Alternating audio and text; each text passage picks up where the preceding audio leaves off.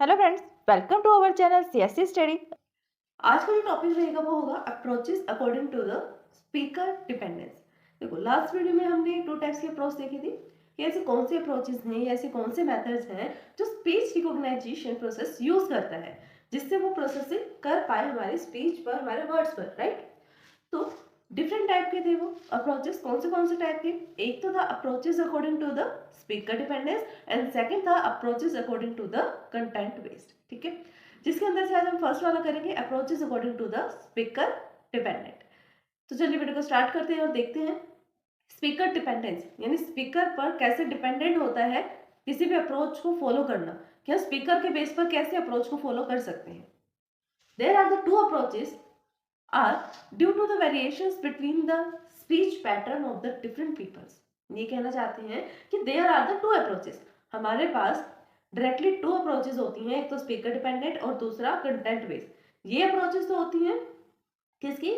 Speech recognition की। But इसके further भी जो एक speech dependence speaker dependence option है, अप्रोचेस है, उसकी भी फर्दर अप्रोच होती हैं। ठीक है, कौन सी है? दो अप्रोचेस होती हैं इसके अंदर भी, स्पीकर डिपेंडेंट रिकॉग्नाइजेशन और स्पीकर इंडिपेंडेंट रिकॉग्नाइजेशन। ठीक है, डिपेंडेंट और इंडिपेंडेंट का यहाँ पर डिफरेंस आएगा। यहाँ पर क्या किया जाता है, दोनों के बीच में उनके स्पीच का, उनके वर्ड्स का कितना ज्यादा वेरिएशन आ रहा है डिफरेंट डिफरेंट पीपल्स के अंदर, उसको रिकॉग्नाइज किया जाएगा। एक पर्सन बोल रहा है सेम थिंग, सेकंड पर्सन भी स्पीक कर रहा है, उन दोनों के बोलने में कौन सा वेरिएशन आ रहा है, कितना वेरिएशन आ रहा है, उस वेरिएशन के टाइम पर हम स्पीच की पैटर्न को क्या करेंगे, रिकॉग्नाइज करने का ट्राई करेंगे एंड फिर देखेंगे कि कितना वेरिएशन है और क्या जो है डिक्शनरी हम बिल्ड कर सकते हैं। फर्स्ट है इसके अंदर स्पीकर डिपेंडेंट रिकॉग्नाइजेशन। जब जो भी रिकॉग्नाइजेशन है वो स्पीकर है, जो वो स्पीकर पर डिपेंड करेगी। स्पीकर मींस बोलने वाला जो उस टाइम पर बोल रहा है उसके ऊपर डिपेंड करेगी कि क्या चीज रिकॉग्नाइज होनी है, किस तरीके से होनी है। इट वर्क्स बाय द, जो स्पीकर डिपेंडेंट रिकॉग्नाइजेशन है, work by the learning unique character of a single person voice. यहाँ पर ये एक सिंगल पर्सन की वॉइस पर ही काम करता है। ध्यान से सुनना, क्या डिफरेंस है डिपेंडेंट और इंडिपेंडेंट पे। ये स्पीकर पे डिपेंडेंट है, इसकी जो टाइटल कह सकते हो आप, टाइटल है, हेडिंग है, उसी में दिख रहा है कि क्या कहना चाहते हैं, जो स्पीकर पर डिपेंड करे। अब स्पीकर के वर्ड्स पे तो वो डिपेंड नहीं कर रहा है, वो उसकी वॉइस के वर्ड्स पे डिपेंड कर रहा है। उसकी आवाज में जो वर्ड्स बोले जाएंगे, जो वर्ड्स बोले जाएंगे, उन पर वो डिपेंड कर रहा है। तो यहाँ पर जो भी ये मशीन लर्निंग जिस भी थिंग का ये यूज कर रहा है सीखने के लिए, लर्न करने के लिए स्पीच रिकॉग्नाइजेशन का, वो अलग अलग डे पे या एक ही दिन में मैनी डिफरेंट टाइप के करेक्टर्स को सीखता है, लर्न करता है। और सीखता भी किससे? सिर्फ एक सिंगल पर्सन से। कह रहे हैं यहाँ पर एक सिंगल पर्सन है जो स्पीच रिकॉग्नाइजेशन को लर्निंग करवाता है। कैसे करवाता है? बाय यूजिंग देयर वॉइस, और उसकी आवाज की यूज करके, उसकी मीन्स किसकी, जो बिल्ड कर रहा है उसको।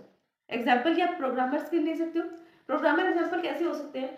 जो भी इस फंक्शनैलिटी को बना रहा है, स्पीच रिकॉग्नाइजेशन बना रहा है, वो क्या करेगा सबसे पहले, या तो किसी और को ट्रायल के लिए लेकर आएगा, वो भी एक सिंगल पर्सन ही होगा, या वो खुद से ट्रायल करेगा, उसकी आवाज भी डिपेंडेंट है और जिसको वो लेकर आ रहा है उसकी आवाज भी डिपेंडेंट है। पर दोनों में से वो सिर्फ एक और वाली कंडीशन का यूज करेगा कि किसी भी एक से चेकिंग करवाएगा, ट्रायल करवाएगा, कहीं टेस्टिंग करवाएगा।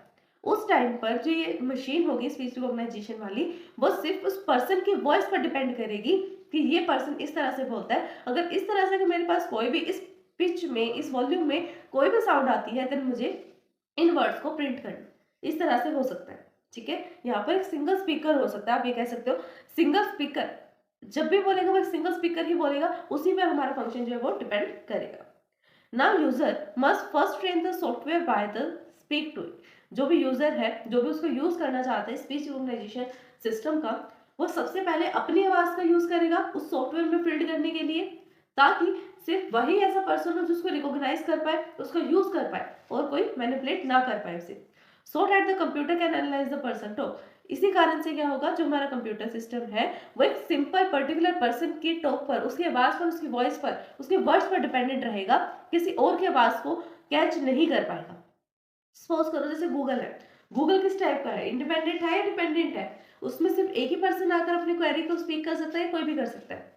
ऑब्वियसली कोई भी कर सकता है। कई बार ऐसा होता है, मोस्ट ऑफ द टाइम हो जाता है कई बार ऐसा कि हम माइक को जो ऑन करके, माइक्रोफोन उसको ऑन करके हम अपनी क्वेरी बोलते हैं और पीछे से कुछ और भी आवाज आ रही होती है, ठीक है, तो वो दोनों को मिक्स करके लिख देता है। क्यों लिख देता है?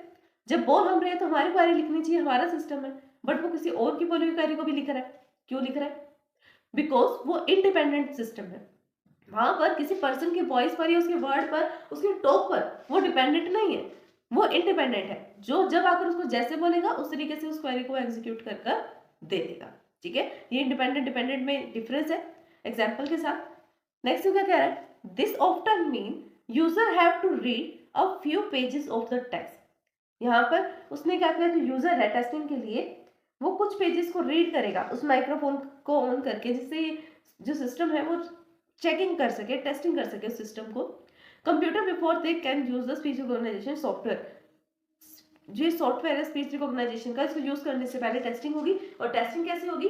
कोई पर्सन है, कोई यूजर है, वो कुछ सेकंड तक किसी पेज को लेकर बोलेगा, बार बार बोलेगा, ठीक है, या जितने भी लेंथ होगी उस पेज की, 5-6 पेजेस वो बोलेगा स्पीच रिकॉग्नाइजेशन में। और स्पीच रिकॉग्नाइज हो पा रही है, कितने % एक्यूरेसी है, कितनी नहीं है, वो भी इसके अंदर ही चेक हो जाएगी। नेक्स्ट वो क्या कह रहे हैं कि स्पीकर डिपेंडेंट जो सॉफ्टवेयर है वो मोस्टली कहाँ पर यूज किया जाता है? डिक्टेशन सॉफ्टवेयर्स में। डिटेक्ट करने वाले जो सॉफ्टवेयर होते हैं वहां पर इनका यूज किया जाता है। नेक्स्ट आता है स्पीकर इंडिपेंडेंट। जब स्पीकर जो है वो इंडिपेंडेंट है, यानी स्पीच रिकॉग्नाइजेशन सॉफ्टवेयर भी इंडिपेंडेंट है, कोई भी आएगा अपनी क्वेरी डालेगा तो उसको आउटपुट मिल जाएगा, वो किसी पर डिपेंड नहीं करेगा, नहीं जी मेरे तो जो बॉस है वो यही है, वैसे भी इन्हीं की बात सुनूंगा, इन्हीं की क्वेरी एग्जीक्यूट करके, ऐसा नहीं होता।